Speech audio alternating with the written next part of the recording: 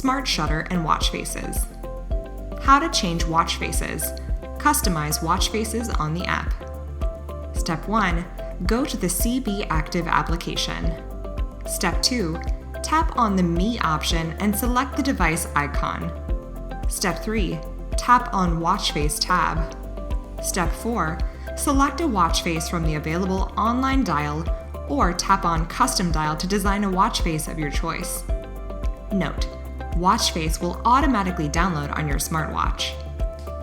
Inbuilt watch faces. Step 1. Touch and hold the home screen. Step 2. You will enter the watch face menu. Step 3. Scroll and select the watch face of your choice. How to use Smart Shutter. Step 1. Go to the CB Active application and enter the Device tab. Step 2. Scroll down and tap the camera option. Allow permissions. Step 3.